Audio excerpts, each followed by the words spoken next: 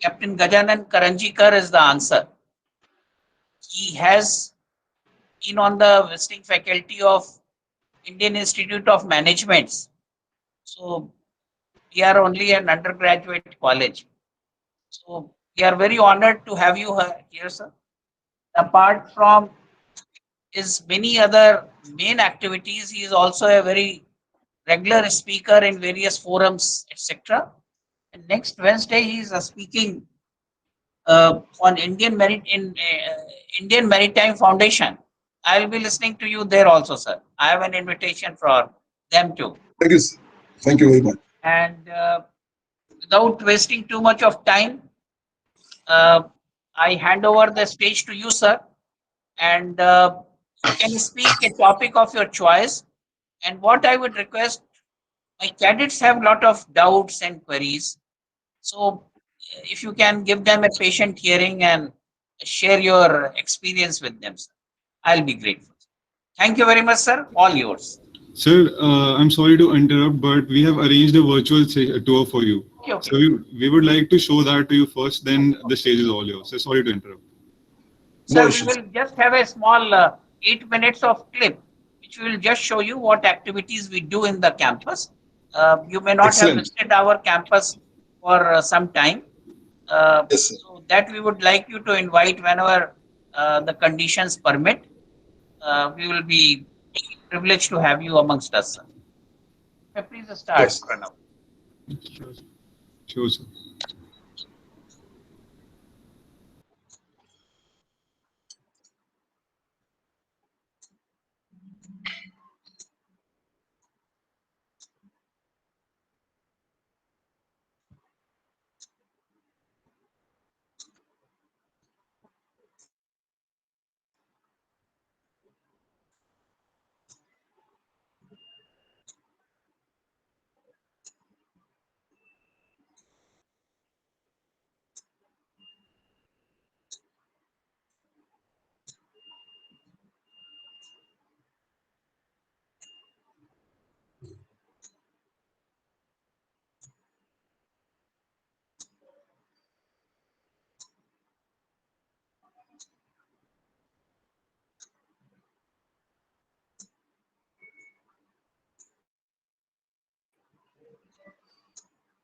So sorry for the delay. Just give us a moment. We are having some technical issues. No issues. Take your time.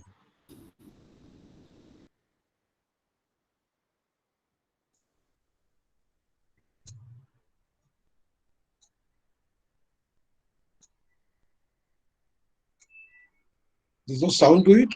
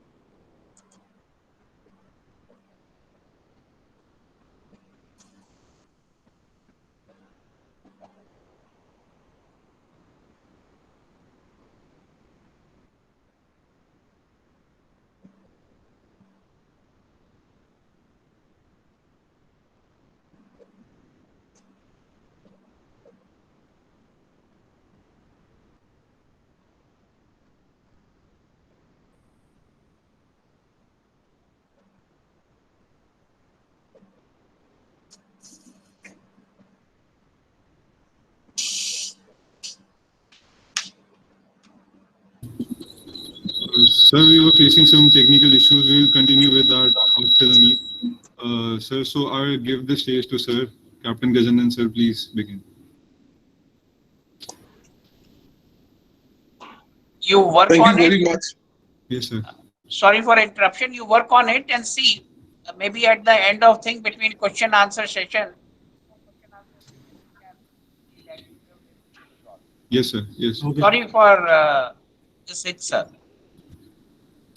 No issues, sir. No issues. Thank you very much.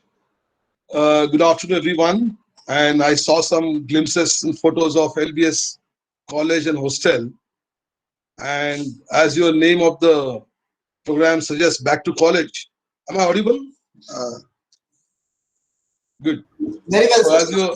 as the name suggests, back to the college. I'm really back to the college, and I feel very proud and very nice about it. And thank you very much. I'll tell you, I mean, to start with a small story.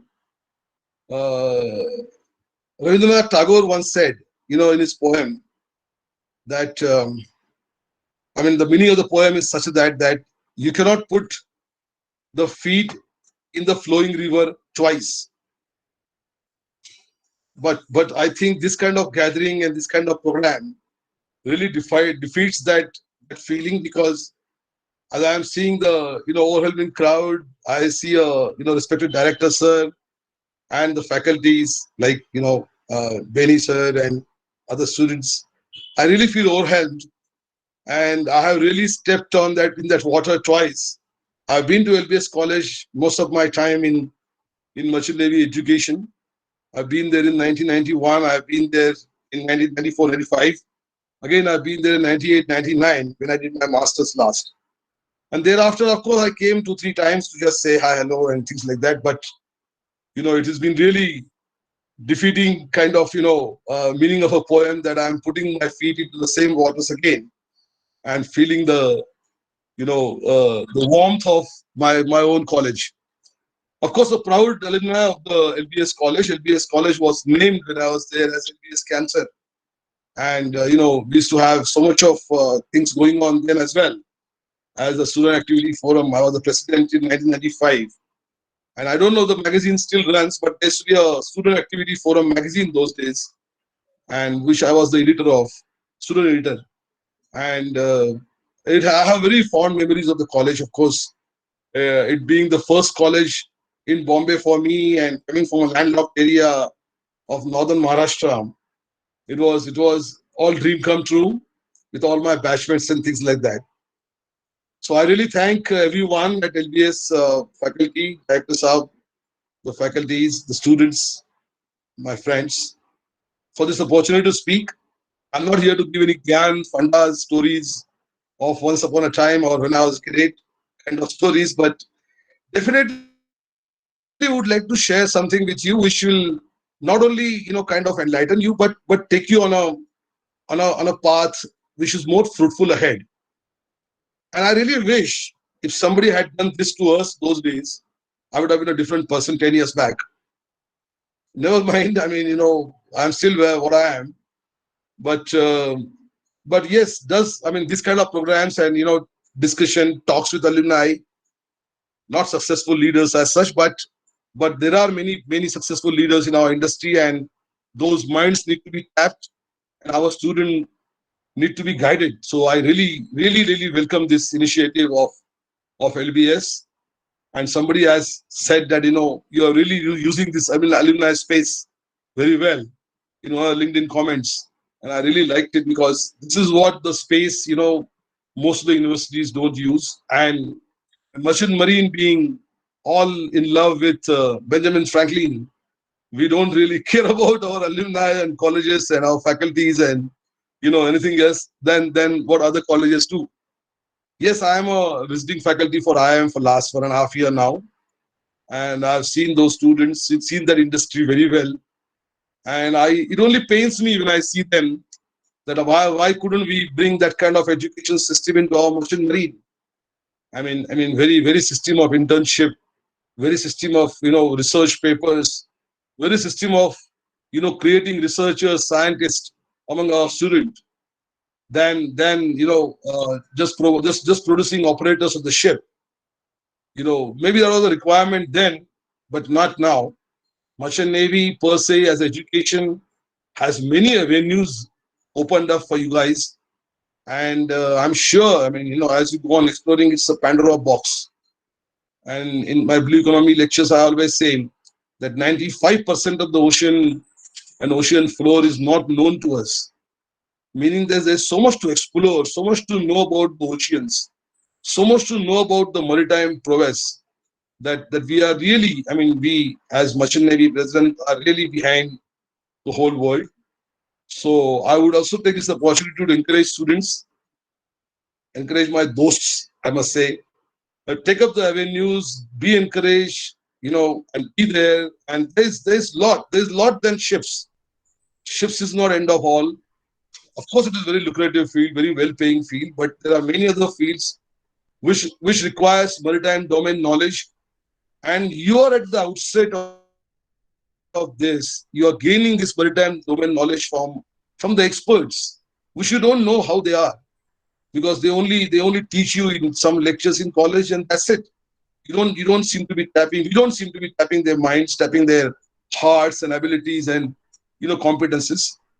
So friends, we are at loss. So start doing that. Respect your teachers, respect your faculties, as you respected your primary, secondary, and school teachers, and really go after them for the quest of knowledge.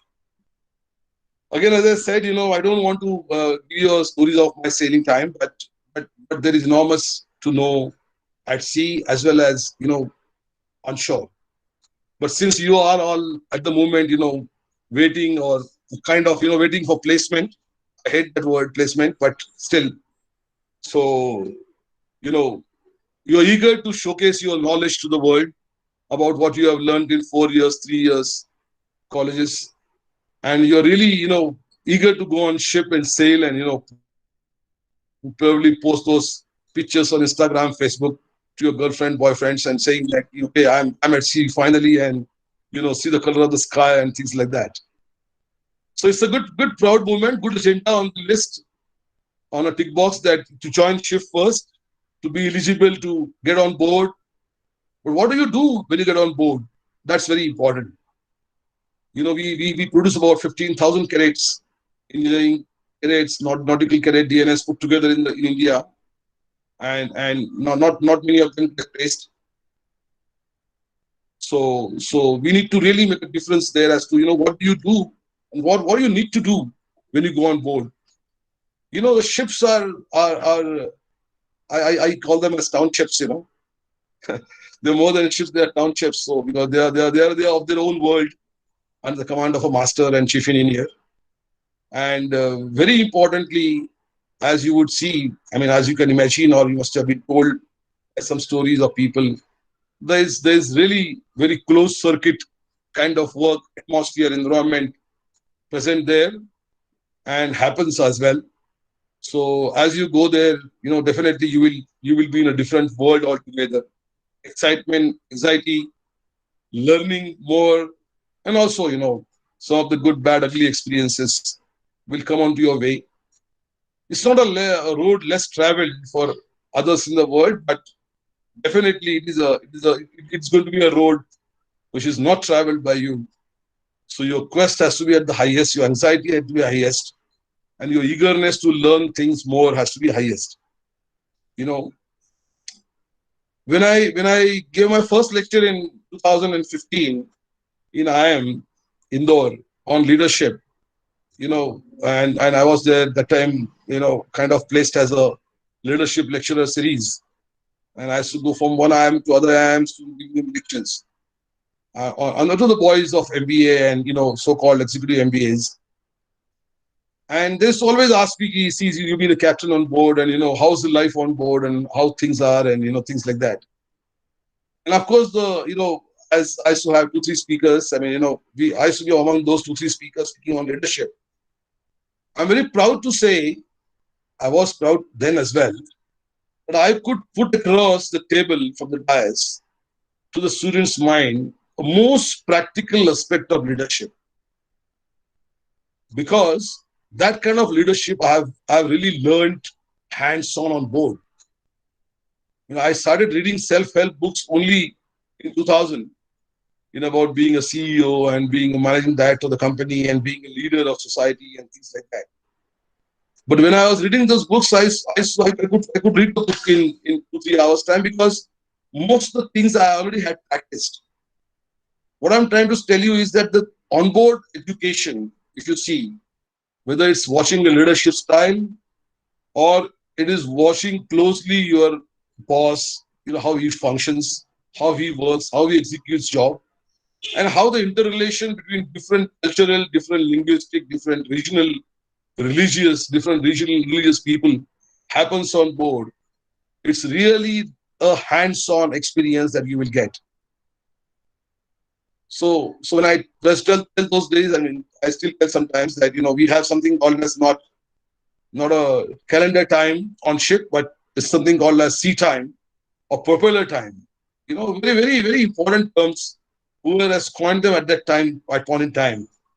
So for the engineers, the the sailing time or ship time or sea time would not count. The propelling time will count. The number of hours the propeller has run. What does it indicate? It indicates a very practical kind of experience. When propeller runs, the ship runs. And when the ship has to run, the entire system runs. So when the system runs, you have 2 eyes, 2 ears. One vagabond mind and one extraordinary brain. So all these elements, they observe that entire system running. And when you see that entire system running, sky is the limit to absorb. Sky is the limit to observe. And sky is the limit to learn. So that is one of the major differences between the industry kind of education and Ocean Navy education, that you got to spend that sea time and propelling time on board to see, observe, absorb the kind of, the entire system running. Very important. The hierarchy on board is also well set. Whom to report, whom not to report, whom you must report, whom you should not say anything. So all those things, are inculcated into your nature. When I tell you a small story, when I became a master in 2000 year, and of course, one of the master's job is to do a ship inspection and clean ship inspections. So Sunday used to be a time when I used to go for inspection of the entire accommodation with my team. Of course, chief officer, chief engineer used to accompany me. And of course, you do everything and go to everybody's cabins and check cabins and cleanliness and, check the dustbins and segregation of garbage. And, it's a master's presence in the accommodation. So it's very well respected and very well attended as well. Everybody stands outside the cabins and show you. You must be having similar system in your colleges, also in your hostels as well. Now pandemic is there, so you must be been relieved of all of that. But then finally the around is to tally and so open the fridge and check things. So when I came back after my first shift, I was so much of used to opening the fridge every time. Even I go to somebody's place, my wife used to take me to her friend's place after coming on leave for a dinner. I would walk up to the fridge and open the fridge. I see what is. My wife is telling me, "What's wrong with you? Why are you opening the fridge?" I said, "No, it just happens to me. When I see a fridge, I must open and see what is inside." What I'm trying to tell you is that the kind of job, that ingrains your character. So more you learn good things, your character gets ingrained into it. You'll see most of the shipping guys, or merchant navy guys, they're very safety cautious. They're utterly safety cautious. There are reasons behind it. You're 1,000 miles off and emergency happens. And there's nobody else to support you except your own fellow crewmates. Own fellow crew on board or officers on board, whatever. And a telephonic conversation with officers and experts sitting ashore. So the entire quest of ship operation is based on, not letting an incident happen. So that makes you safety cautious. Today when I drive my car, I have to take the car out and first apply the brake. The brake is working. It just happens. Everybody who sits in my car tells me, why do you apply brake first? And what's wrong with you? I mean, you just started. I said, no, I must check my brakes first. So it becomes your second nature. So this is the kind of job which gives you a lot of practical knowledge, practical experience, which we know kind of going to ingrain your character. And these small habits, I mean, repeated actions make habit, and habits, make character. So you're going to be ingrained by this character automatically when you go on board. That's very important. Well, the third important thing on board is a job responsibility. It's so well defined.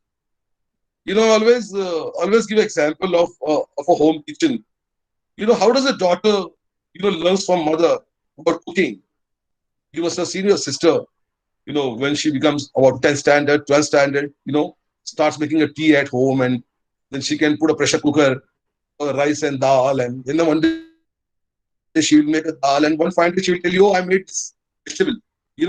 That handing, that learnings on small things, which so happens practically on ship. Like you see a fourth engineer taking care of purifiers, taking care of compressors, auxiliary machineries. You see a third engineer taking care of generator. I mean, main engine. Fourth engineer takes care of generator at times as well. So you slowly climb into a second year's position where you have the crew under you, and you can delegate work and things like that.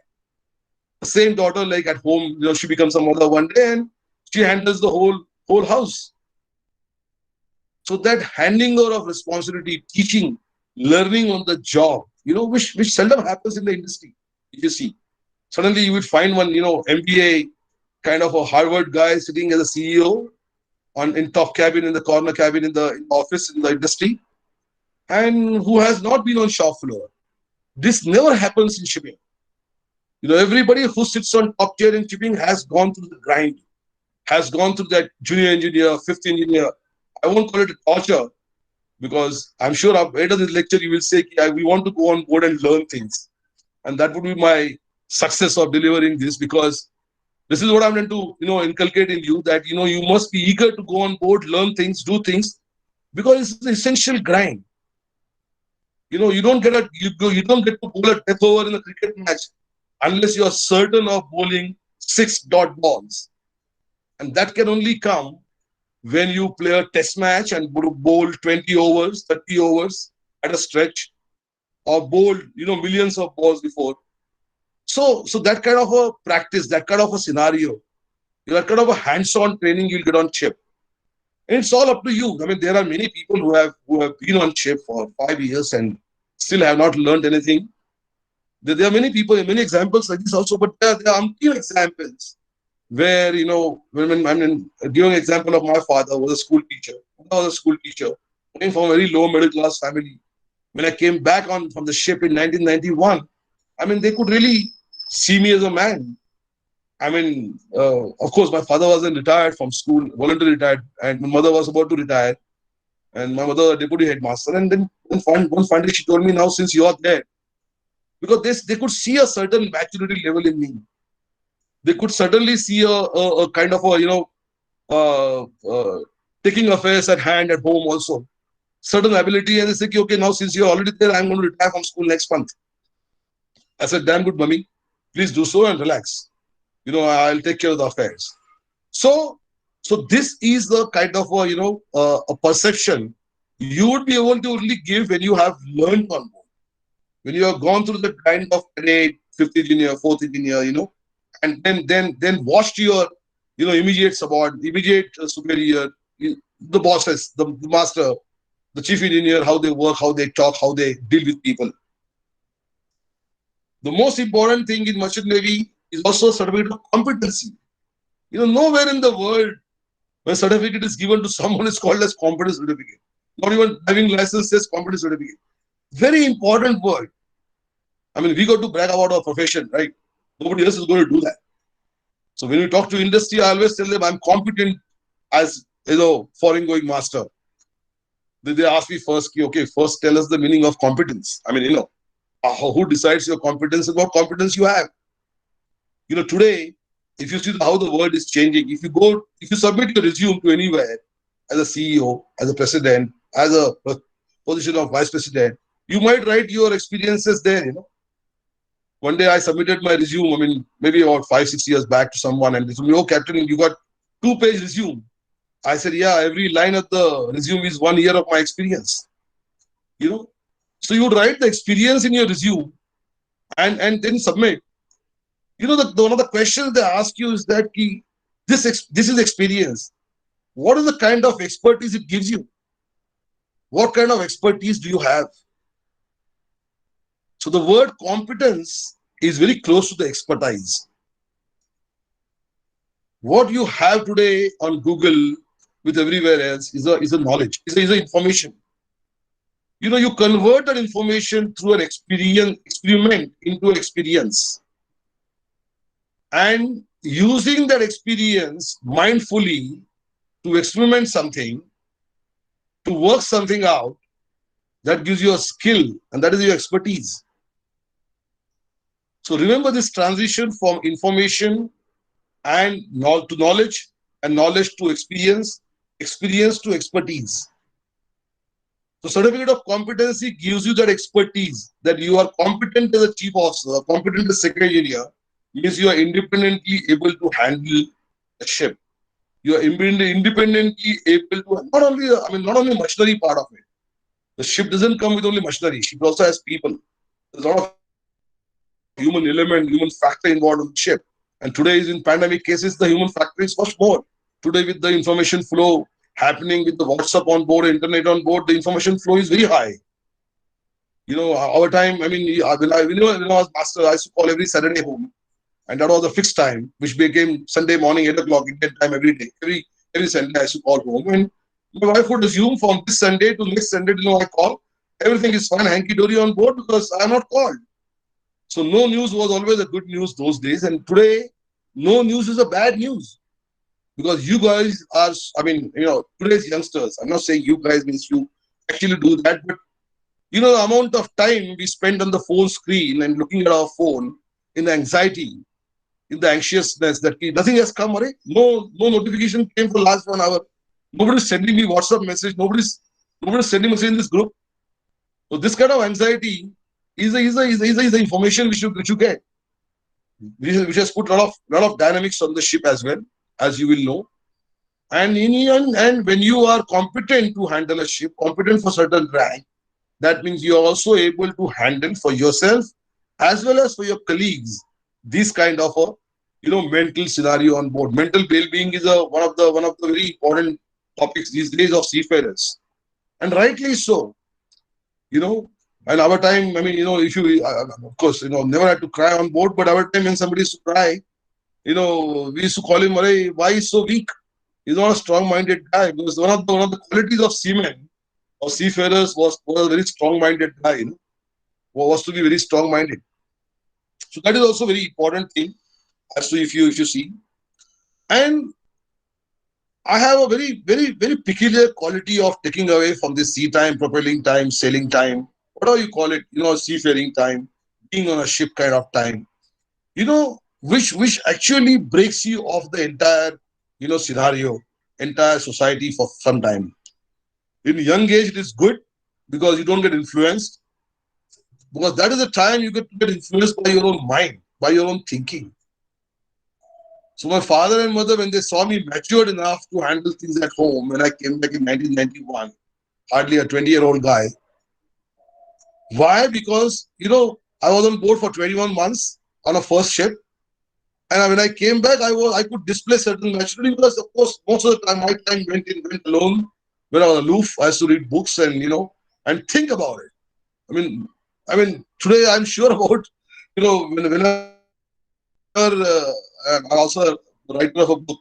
So when I write, I write about 1 hour a day. Every day I pen down something, and when I do that, I really put off my WhatsApp, keep my phone off, and things like that. So when I don't do it in daytime, I'm a 5 a.m. club guy. So I get up in the morning and do that. So nobody disturbs me. Because WhatsApp and other media is absolute distraction. It distracts you a lot. So the time for thinking for the today's generation is not there. It is somehow very, very, very obvious with the information flow today, which is there at the moment. So this kind of aloofness on board, which you might think or people might tell you is a negative thing, that you can't be so alone and away from family, away from loved ones. But definitely there's a lot to take home from there. That and the take home is a early maturity. The take home is understanding, thinking deeply about yourself. I don't know if you guys have into reading books, or I always tell in all merchant navy colleges there should be a good library, and those library must contain some other books than the merchant navy books also, which is very important in personality development, because you also have in our colleges the people coming from various disciplines, various regions, religions, and things like that. So it's also very important, that you read a lot. If you read a book called Seven Habits of Highly Effective People, it's really one of the very good books, as to how to develop a habit, how to work with independent, interdependent kind of qualities of yours. How what is the circle of influence? These are not only targets. These are really practical things where people have really used them in real life. And earlier you learn is much better. I mean, I would also suggest this back to the college alumni to arrange, lectures of these people who have delivered the lectures on these very good, informative, character developing books. Maybe it's a narration of a book. Maybe somebody can explain you, but then it is something which will make you take home a lot, and which will also ingrain your character when you go on board as to what to learn, what not to learn. When I was on board also, I used to teach a lot to my cadets and the aspiring OS and ABs. I was very fond of taking 45 minutes lecture on board about ROR and about seamanship and things like that. And for that, my condition was that they must sacrifice their lunchtime. So I used to start a lecture at 12:30 and end it at 1:15. Since they are studied, they can go 15 minutes late on deck. So all that, I worked out all those kind of benefits and losses. But idea was to, to train them. I mean, it was also my hunger to train someone, to teach someone, to deliver something. But it's also, a part on their part that they should get mentored, they should get taught on board, because this is what keeps the ship healthy. I mean, apart from 1 hour in the evening compulsory smoke room time, I had many kind of those regulations for people on board when I was a master. I used to have a compulsory Saturday drill, or board and fire drill, and that was my way of judging the competence of my crew as to who is faster, who's good in attitude. I saw a lot of competitions of lifeboat drills and fire drills and blindfolded drills and things like that between the port and starboard lifeboat. So idea was to get that togetherness on board, which is lacking now, which is lacking a lot now. People don't really have time. The work scope has increased a lot. The regulations have increased a lot, and this is how the real burdens are coming up. But as you go on board, I mean, definitely you require two qualities which are very important, and which will give rise to a third important quality. And I always tell the cadets, whoever I meet, or whether it's a bus, train, or railway station, I don't mind telling them anywhere, because this is very important. And nobody told me, or I'm telling you, I mean, about my seniors also. You need to have a very good attitude to work and a very good observation. If these two qualities you have, you would be involved into everything on board. And that involvement on board of yours is very important. I'll give you a small, nature teaches you a lot of things. You should learn everything from nature. And nature has got enormous teachings to be given to us. I don't know if you see the flower. I mean, you must have seen a flower on the tree, of course, on a bush. The flower on which the honeybees work to remove the nectar. You know, if you observe that flower, and I mean, that kind of scenario, you can read it somewhere as well. Honeybees come, take the nectar. What nectar they must be taking? Probably micromilligram. Or probably not even a drop. And they work very hard. You must have heard the stories of honeybees coming and taking the nectar from the flower and going back. You know, but you see, the nature arranges such a way, the most precious, most considered nectar is at the bottom of the flower. You know, at the bottom of right at the bottom of the pollen, those stands, and that is not possible for honeybee to take. Now, honeybee requires a help for it. How does she take help? How does they take help? So they drop some nectar onto the leaves of other plants also. So there comes up, a kind of a, you must have seen the Brahmar, that is the, I don't know, I mean, forgot the English name of it. But and that has got those wings, and it flies over the flower. The flower opens more. So the anecdote I'm trying to give you is that you should be like those honeybees, and all these your faculty members, your teacher, your acquaintances in life. Your so-called gurus. Whether they are spiritual gurus or educational gurus or your father mother, they all like those flowers, and you should be able to draw that kind of a nectar from them. You should be able to use your good attitude, to work, and good involvement in the work, to draw more and more knowledge from them. As I told you before, they have enormous experience, enormous knowledge, enormous will, and enormous experience they have. So unless you really go down that path of showing them extraordinary, presence of yours, and perceived in that way, you know, to tell you, I was an example, when I was cadet with two, three, we were on cadetship kind of, we were 5 cadets. The chief also would call us in the morning and tell us some work. And I used to be one of the guys, who would hear it half and, immediately run and see whether thing is there and come back and tell him, sir, it is there. And other cadets would probably say, where, sir? I mean, exactly where? Left side, right side? They would be asking question. And, what I'm trying to tell you is that, that attitude is very important of working. And that can only come from a hunger in the belly. So you should remain. I mean, one of the very famous quotes of Steve Jobs is that stay hungry, stay foolish. Is that it gives you that you must be hungry for knowledge. You should be hungry like the dog who chases that bone all the time. Why? Because it has got that quest of getting it. I mean, he has that drive, inner drive, to go there and get that thing to his possession. That should be a quest to your knowledge.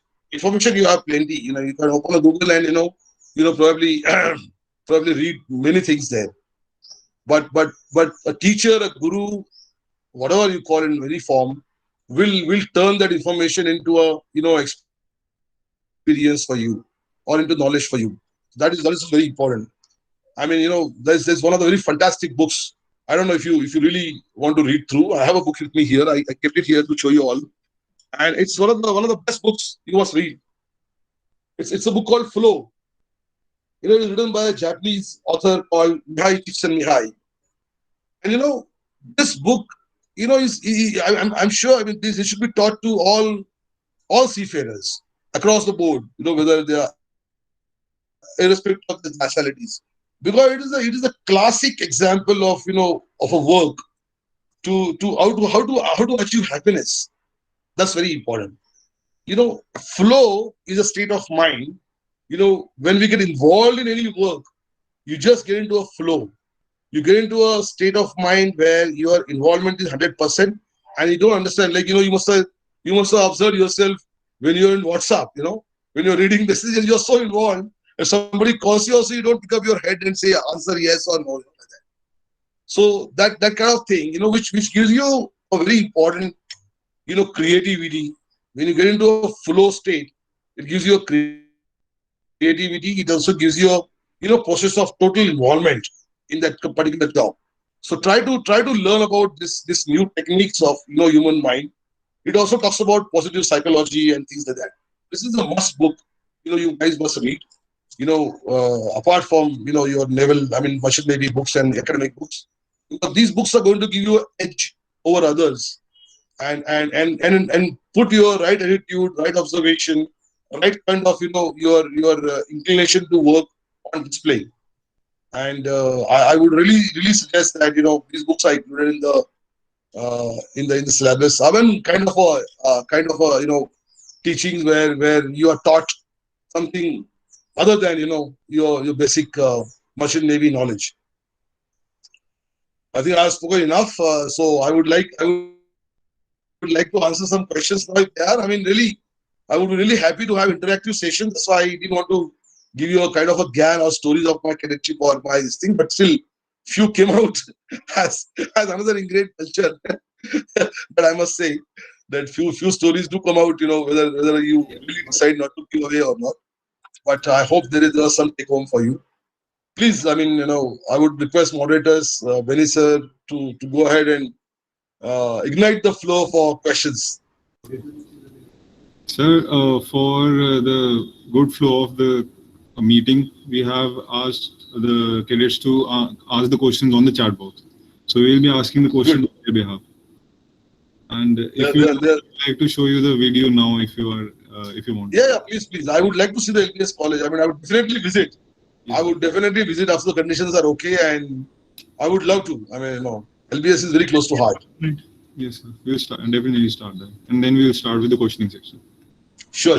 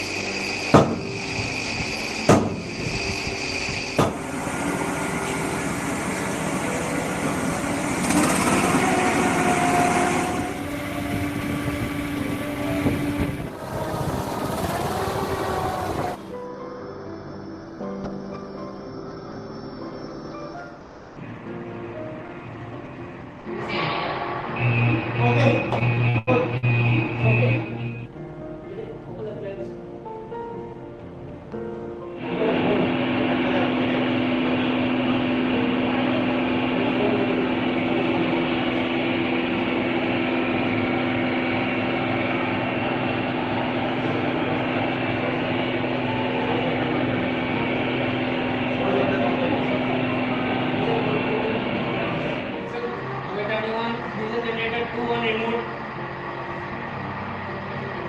Okay. You can operate the second generator also.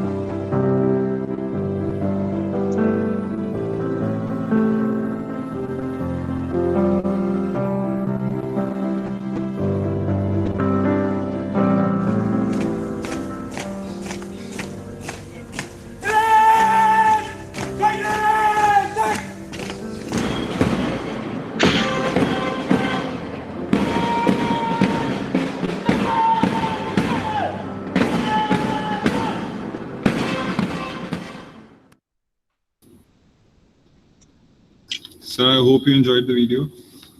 Wow, it was great. A lot of things have changed for good. Oh, very nice.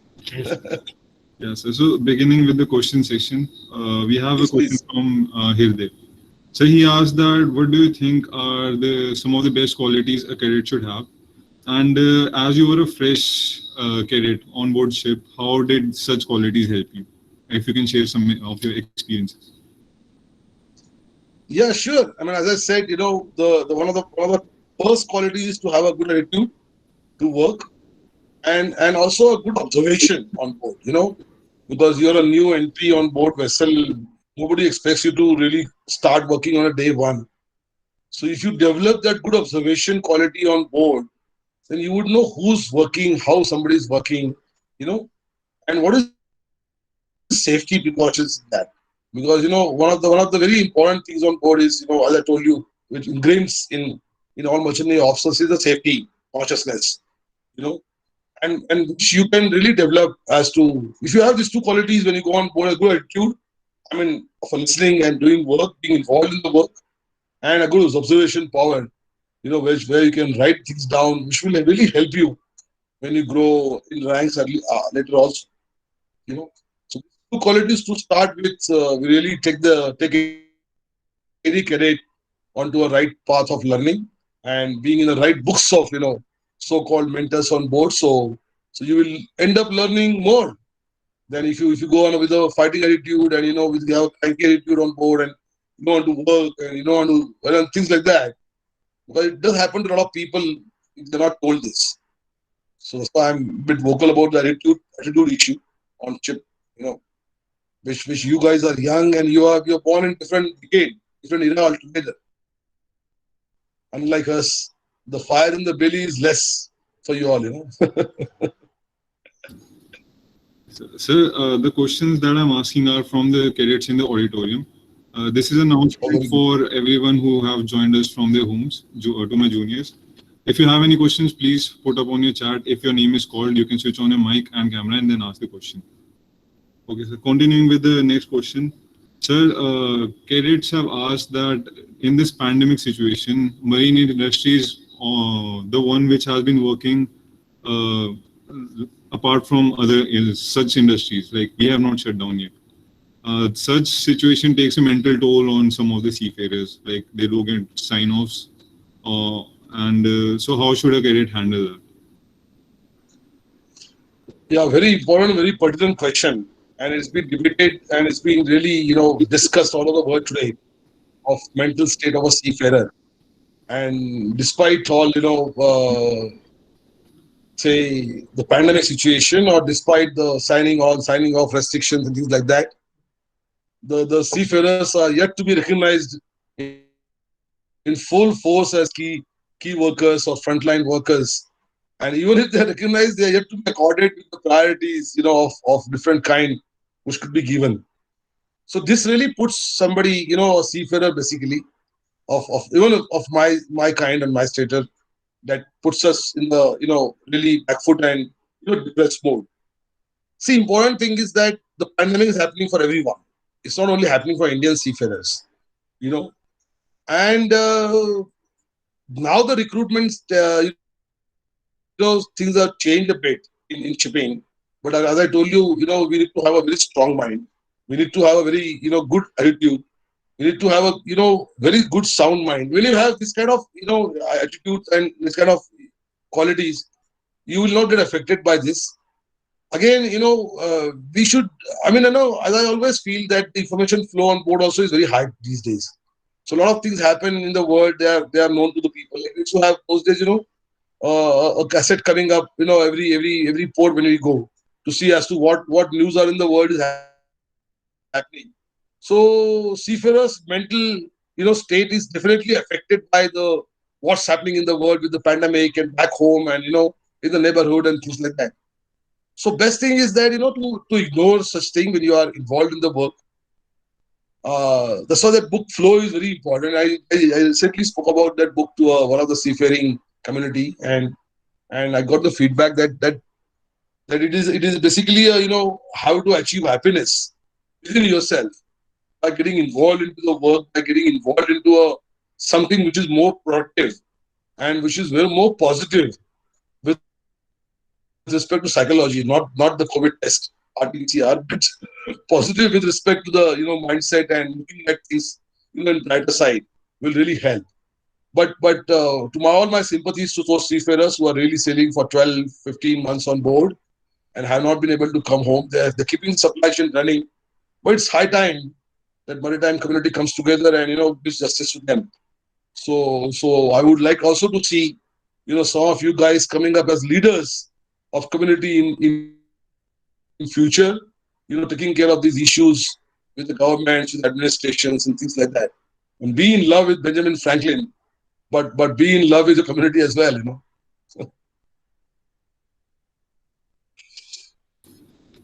Okay, sir. Akif wants to ask that when a cadet is sailing for the first time, what do the crew expect from him? Like, what duties does he need to fulfill? Don't believe that the crew hates you. Okay, number one. So first thing, don't believe that you come from some, right from the sky and just got dropped on the board. See, the crew know definitely. I mean, experienced crew will definitely know that you're a new cadet, you're a new person who has not seen a ship. So there is a lot of attitude on board to teach you always something. Ye mat karna, wo mat karna. I mean, and by default it's always negative. Like when somebody comes to you, live in your house for the first time, how would you show him the fan button and ye pani yahan rakha hai, ye toilet idhar hai and ye switch yahan pe hai. They will tell you. I mean, you always tell. This is in positively you tell. On ship also, lot of positive things are told to you with respect to safety and respect to work culture. But what I would suggest is to be a part of the team for a new cadet is always good, to ask question, to be inquisitive. In case you're in doubt, you can always politely ask, sir, I think, there is something amiss in this. How do we do this? In all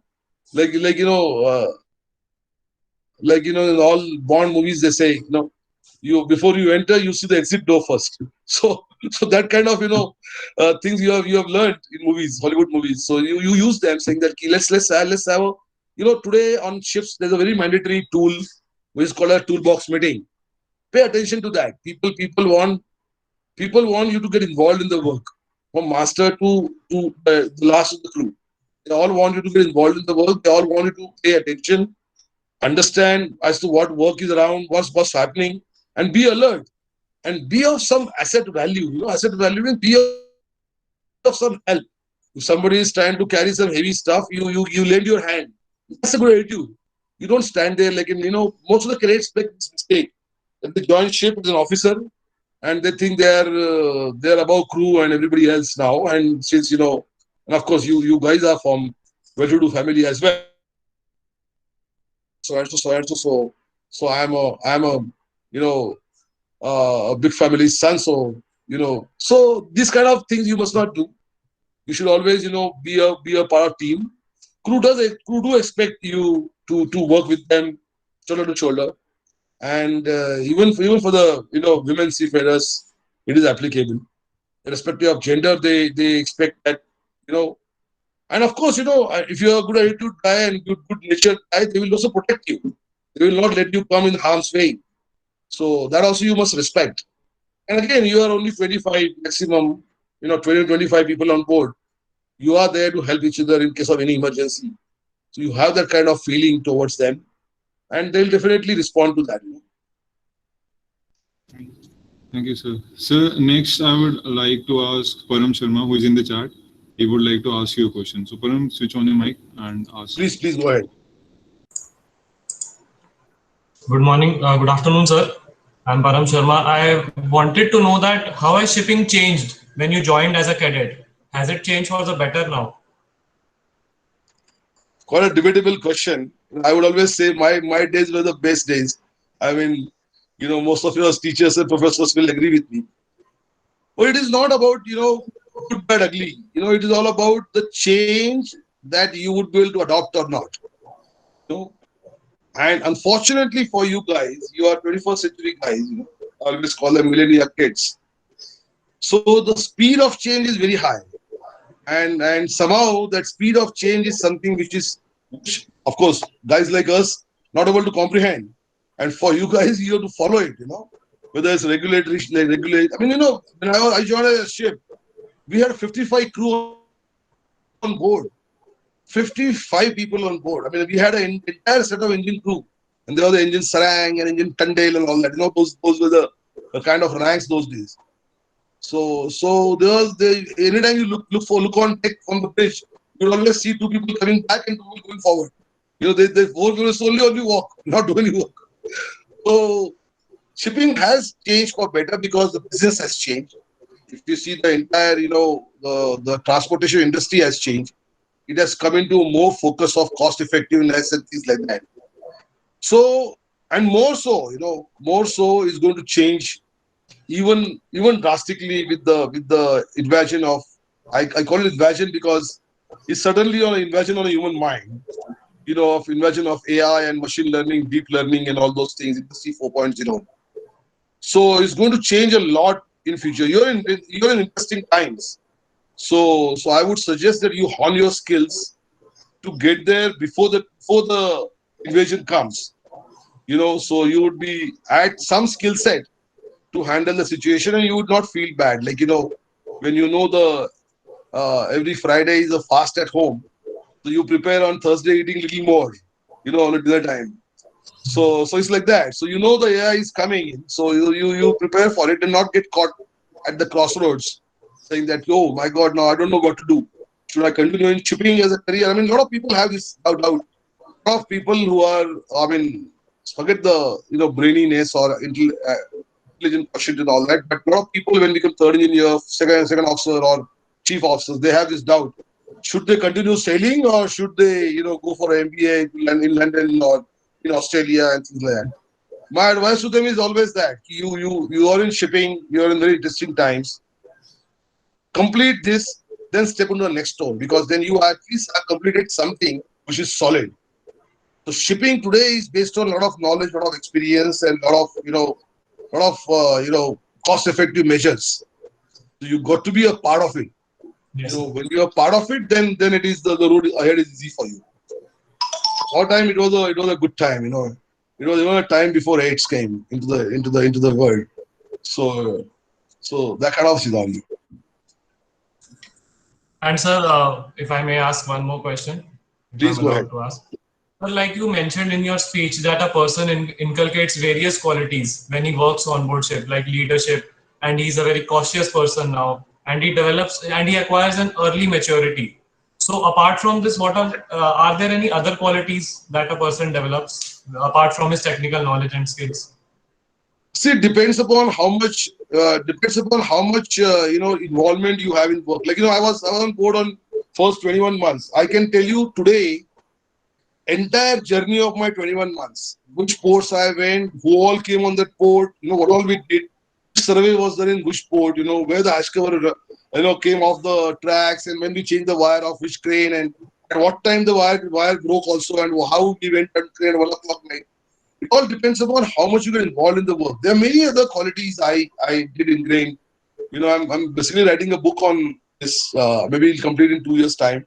I'm not finding enough time because, you know, the book is beyond voyage.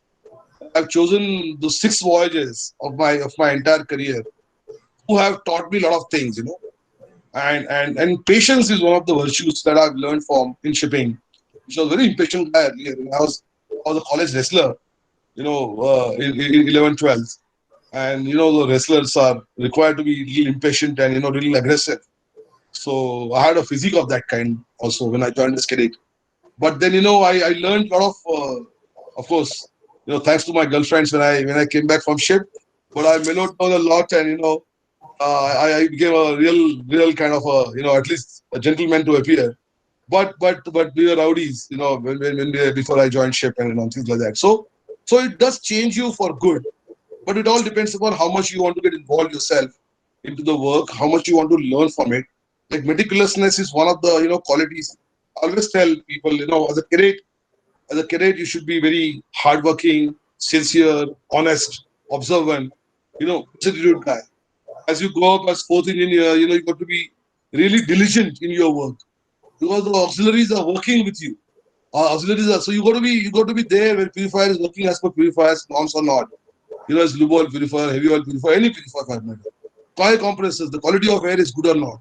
So you got to be even diligent fourth engineer. You got to be very meticulous third engineer to go up the ranks, and you got to be really having commanding kind of quality when you're second engineer, and of course chief engineer to your overall. So when you climb up with these qualities, to acquire these qualities, you got to be involved in the work. You really have to, you know, learn the ropes, learn the knots as they call it. You know, meticulousness is one of the important things. You know, I mean, which you learn. I mean, I don't know. I still have a habit of, you know, whenever I see a video, I would keep up. You know, I still have a pad and pen next to me.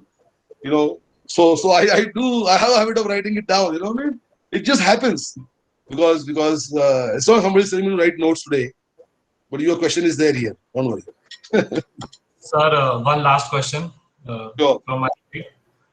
Sir, did you have any superiors that gave you a tough time on board ship? Like you did not gel with them exactly.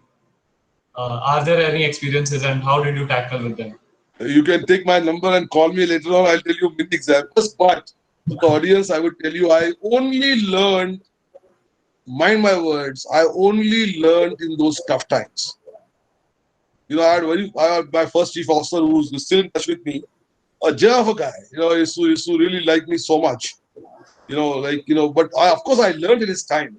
But then I had next chief officer of mine when I was great.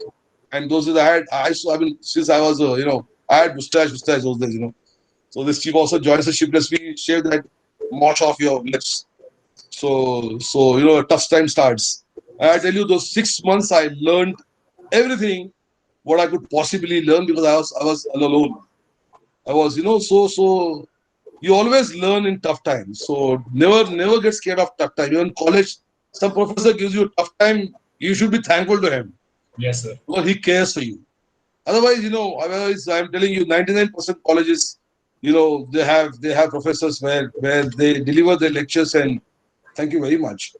You know, if some professor is giving you a tough time in college, you should be very thankful to him and say, sir, thank you very much. don't misbehave with him, so he gives you more tough time. But idea is that, you know, really in those tough times only you learn. I had a lot of tough time on board as well, but I learned a lot of things during that time. Even my navigational skills, still I remember them, what I've learned from those guys and at that time. And I'm really thankful for those tough times, mind you. Thank you, Sir, sir. if I may interrupt, Param, what you asked, Yes, sir. giving tough times in college or any other place may have a different connotation. But when you are on a ship, Yes, sir. please keep it in mind that if ship goes down, everyone goes down along with it. So whenever any senior of yours is making as a cadet or even as a junior level is giving you tough time, it is primarily to make you a better officer, a better mariner. Yes, sir. I mean, there are many high experiences on sailing on warships where the level of discipline is very high, but Very high. there are more than half a dozen mariners in this webinar. I mean, like Mr. Prem Kumar or Mr. Hare Ram or Shashank Bani, we share their experiences. And what Captain Gajanan sir has said, it's very right. Even in the Navy, when you had a tough boss, you learned maximum and during that point of time. Yes, sir. Thank you, sir. That will be all. Thank you, Param. Very good questions, and I wish you all the best. Thank you, sir. Sir, the next question is from Ablaksh, and he asks that how do you stay motivated during your contract period? There are times when you want to go home, so how do you stay motivated and keep going? Throughout the journey. Take a loan before you go on ship. So you got to pay it back. You got to work for it. On a lighter note, have a girlfriend. So, you know, she will make you work. No, see, motivation comes within inside, you know. And if you have a quest to learn things, and, you know, if you consider yourself lucky that among all my school friends, you know, start from your 5th standard friends, you know, I'm the most luckiest guy to have a job which is, you know, giving me a new sunrise, new sunset every day, you know, or kind of an environment which is very free to work. You know, appreciating your immediate bosses on board.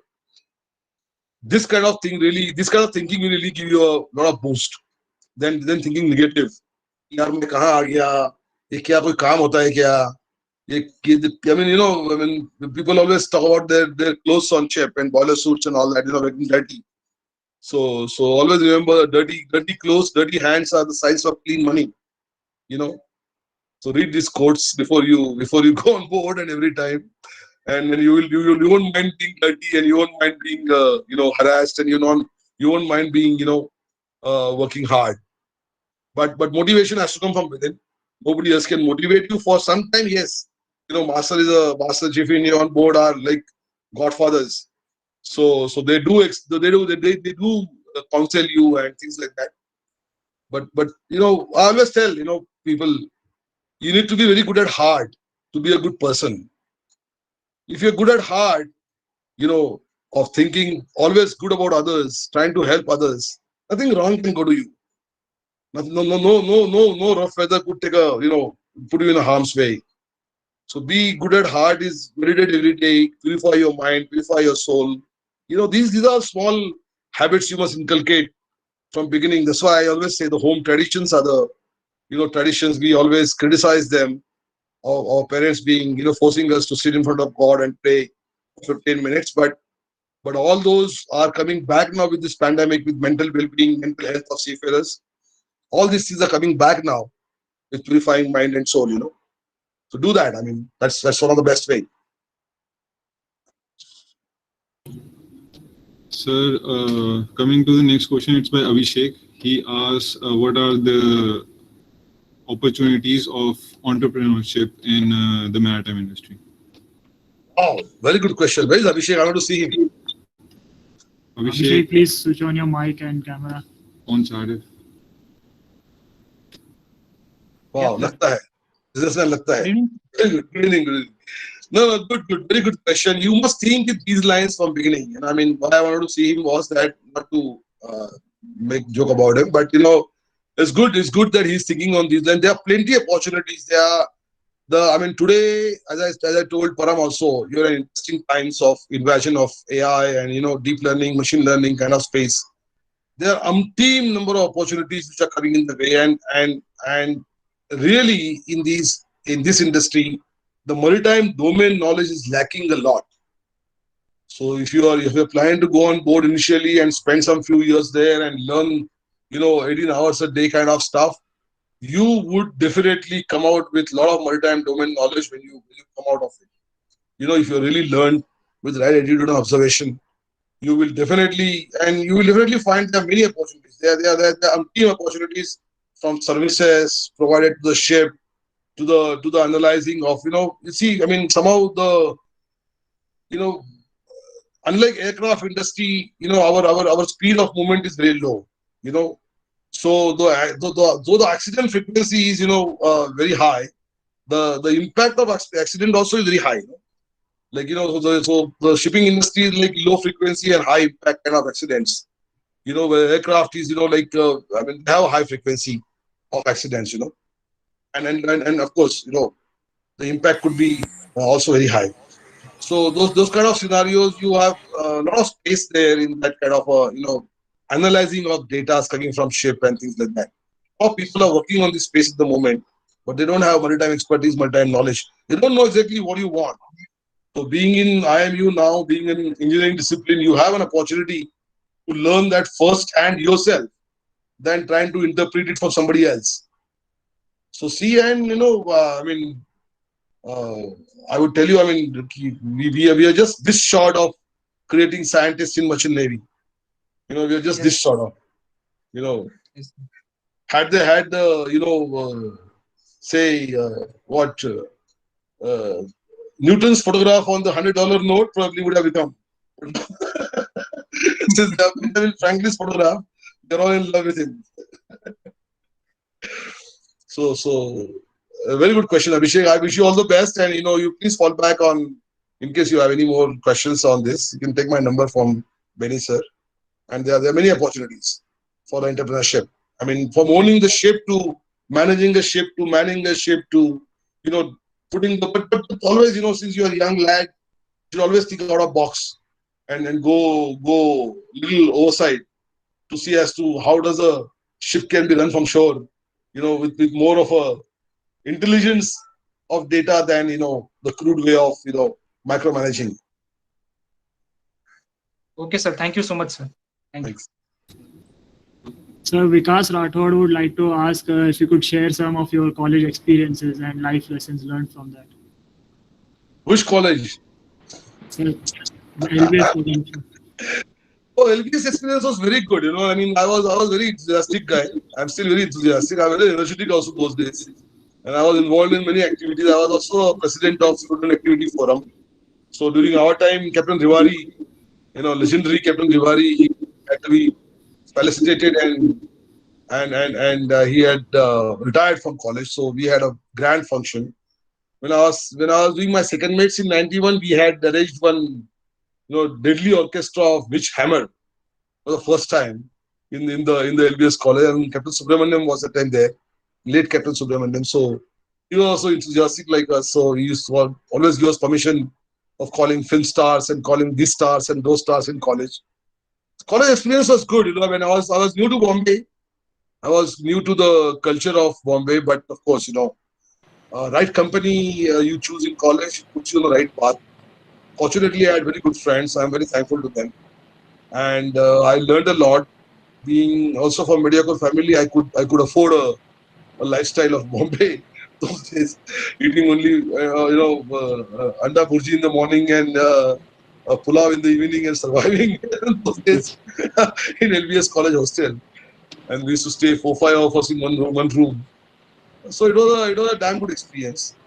But of course, as I came for masters, then it was for my time to deliver. So whenever we used to be in college, we used to always call some second mates, come, let's have lunch with us. So it was good for them because as cadets, we used to hardly get any pay. You know, I used to get 200 rupees a month. So we had no money in pocket. And then we're too old to ask our parents for money for education. Yes.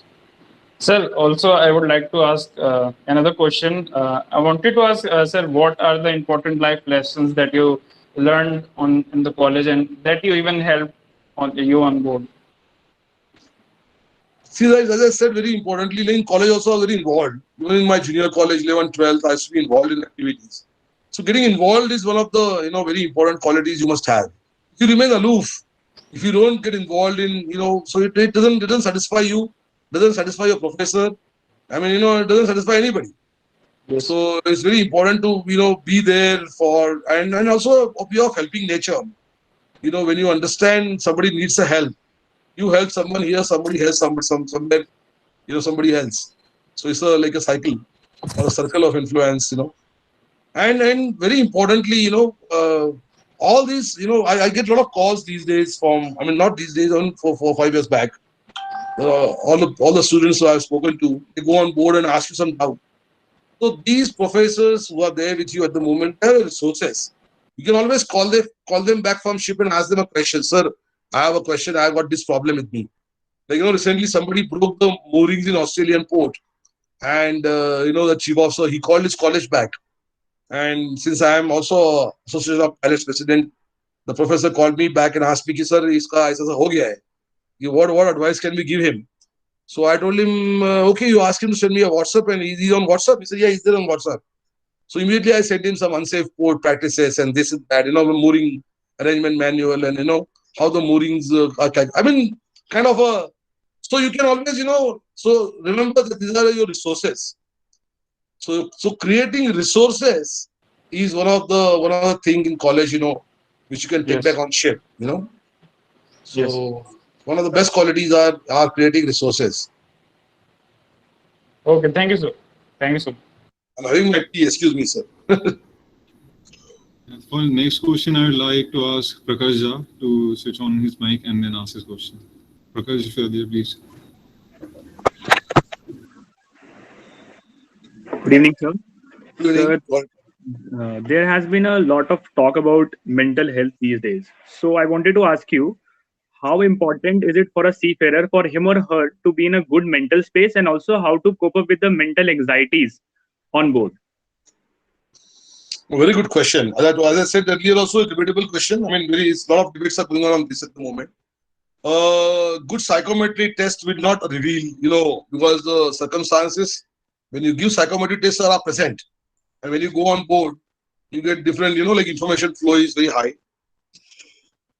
You see, what seafarer today, I mean, as that book also says, same thing of the flow, by Jason Mihai, working on positives, working on betterment of life, you know, which will give you a better picture than working on negativities.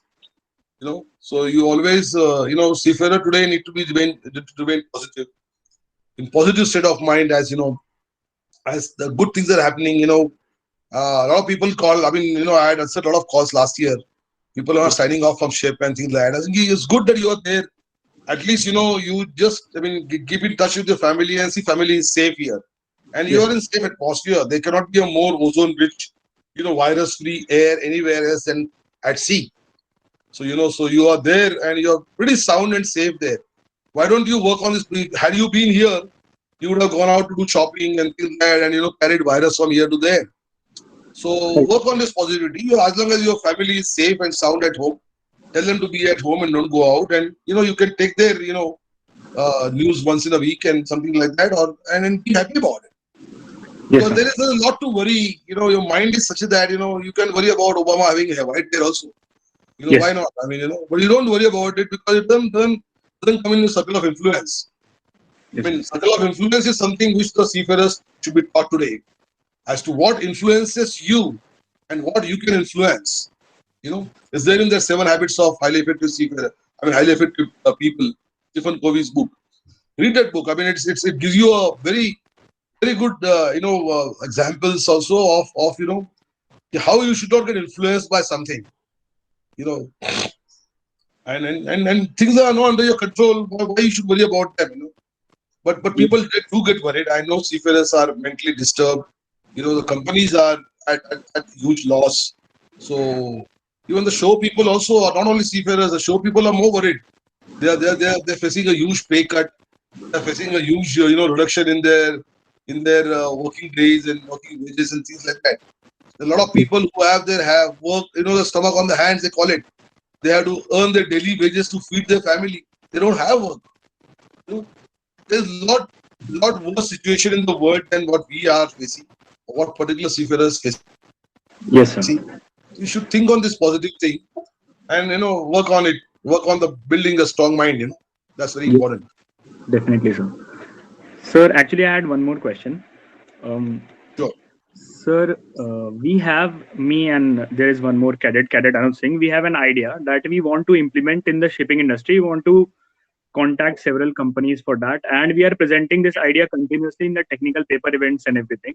So, sir, is there a channel so that we could reach to those companies and we could like present our idea, and so that it would be implemented in the marine field?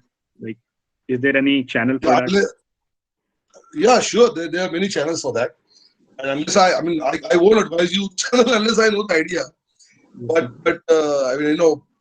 as I would say that work on a feasibility of it. Work on a absolute. If you're only thinking of your expansion of your mind as to I can apply this. But then talk to some industry expert and see how feasible it can be, how workable it can be, and you ought to always think that again the circle of influence as to how many how much of industry's component is going to influence. Where will it influence? Will it influence job market? Will it reduce manpower? Will it reduce cost? Will it increase efficiency? Will it increase the what do you call it? The ambit of the shipping industry's reach overall. I don't know what product you are talking about, but is it technical? Then definitely it has got a channel. If it is human also, it will also have a definitely there are people there are a lot of people who are working for it. The today's Jamana is of startups,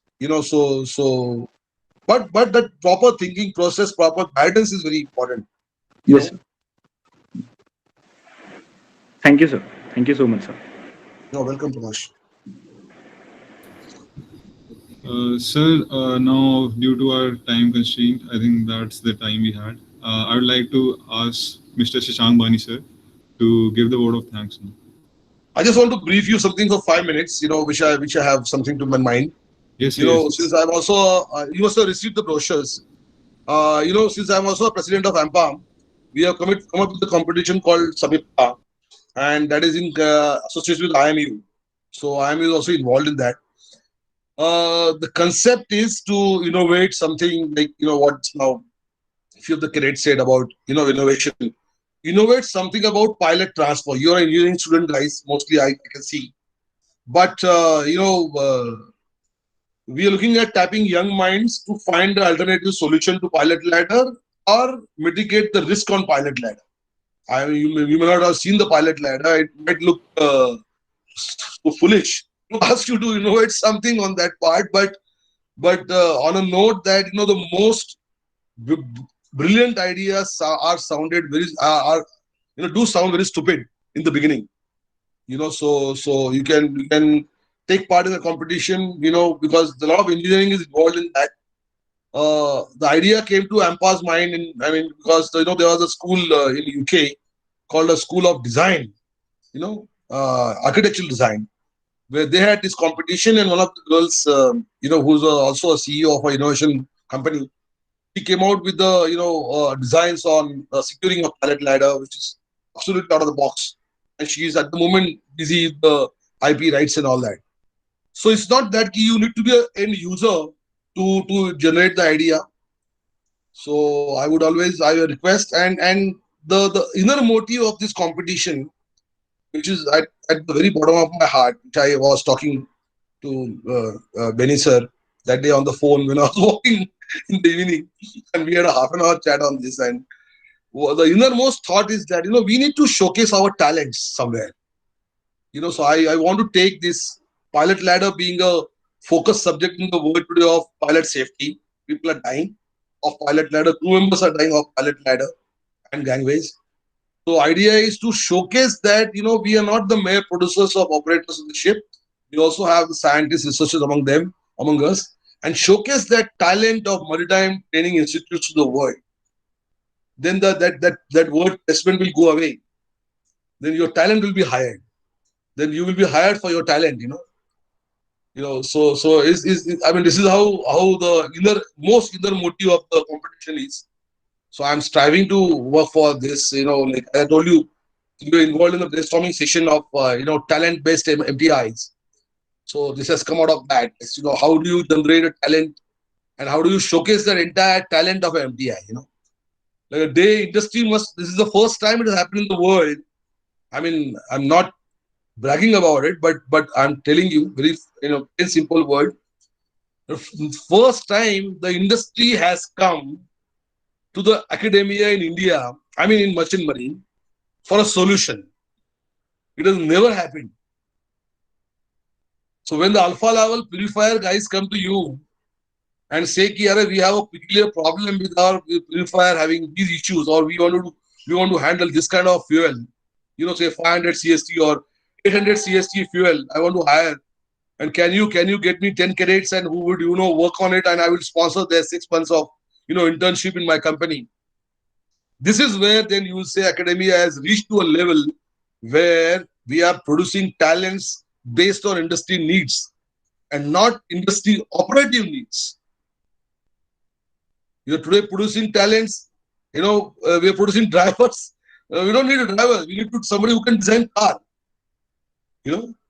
So we have this. I mean, of course, there are people in the world who are involved. Naval architects are there, but I don't think naval architects coming back to the academia asking them, we have this problem on this 11th ship. This girder has always cracked. What could be the issue? Could we brainstorm with your college and your professors and faculties? But this is where we need to get. Finally, when we say alignment of academia and industry, the alignment has to be of talent and it has to be exchange. There cannot be a transaction. So we need to have that exchange of knowledge, very important. So take part in Samipta. I mean, if you don't have Benny sir will have the brochure with him. The director has received a mail from IMU headquarters. Take part in Samipta. If you have any doubts, you can watch. I've clarified the Samipta umpteen number of times on YouTube channel of AIMPA. And if you can call me also, I will explain you again. The phone number is there on the Samipta brochure. But take part in Samipta and really innovate something for the world. The world is waiting for the Indian students. So that is so true, and I totally agree with this pilot transfer. It's not only about the pilot; it's a regular crew change is being done over the pilot ladder. And I also had a very close near miss incident when I tried to join a vessel with a 5-meter swell, and it's a very close to death experience when we have this much swell. So definitely, sir, with our campus at the seaside, we can show them about the concept of the pilot ladder. And I think our cadets with their innovative mind and recently they have done very well in their technical paper competition. You have also given a new sphere of line of thought where they can think of this kind of problem, because normally for an innovator, we don't know what to innovate. So now you have told a big problem which is facing by the industry, and definitely, sir, I will personally take this and first I will try to inform what is this thing and what are the problems associated with it, and we'll try to bring something new along with the cadets. And sir, I'm really thankful to you for finding so much valuable time from yours and giving beautiful session on the motivation to the young cadets. And I would say it was not only motivation to the cadets. I personally feel too much like motivated and learned a lot of things. And I will try to use this in my personal life as well as try to inculcate into the cadets. Also, sir, few things which you have like I will take you have some given dimensions to the literary club, like you have mentioned some books, 5 a.m. club, 7 habits of highly effective people, including the flow. And I will please literary club, if you are there, please take this note, and we will try to work that cadets to go through this one. We'll try to make some quiz, and right from the sphere of respecting to the administration, to the seniors in the ship, to the faculty on the college, or transforming information to competency. So we learned a lot from this session, and really thankful to you. Also, I am thankful to Director Sir, our HOD Shri Hare Ram Hare Sir, faculty Ram Rakhiani Sir, and Upinder Singh Sir, and other members who have joined, and also the good audience which we have got, and the PR team for arranging everything so smoothly. So thank you so much, sir. Thank you, everyone, and we really hope to have a more close interaction in these fields which we have just discussed, and will be troubling you more in the future. So thank you, sir. Sure. Thank you. My pleasure always. And as I said, I stepped in the same flowing river again, as I said in the beginning. So I'm very happy to be a very proud alumni, and it was my really dream come true to talk to the cadets, and at such a last stage, and of course of my very own college. So thank you so much. I wish you all the best.